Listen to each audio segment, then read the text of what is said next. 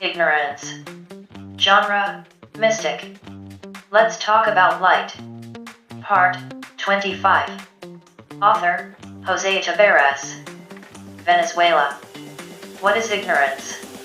What does ignorance have to do with the brain and your neurons? Come and I'll explain. Assuming that the meaning of ignorance is the lack of some knowledge, which prevents some people from not understanding integral concepts and strategies. Now, what does ignorance have to do with our brain and our neurons? Suppose that our knowledge is located within a very large warehouse, where each new item must be placed next to its related locker. Let's study this example, where two people learn in one day a mathematical formula, a cooking recipe, and the meaning of a new word. Observe how the mind of an organized person acts. This first person adds and relates the mathematical formula with other boxes of that matter. Place the recipe inside the food preparation box. Finally, place the meaning of the word in the box called dictionary. The second person, it turns out, is less organized than the first.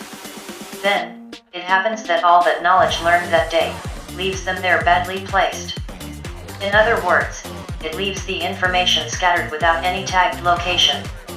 We must understand that this exercise only takes us back to the mental store, which we all have in our brain. Well, the place is very important, where we place our information within our mind and with which we relate it, because short-term memory usually lasts, perhaps, a day or two depending on the times that the knowledge was repeated, being increasingly blurred as time passes. In short, we will now talk about the conclusion. At this point we must indicate that neurons, when receiving new information, must be compared with existing knowledge.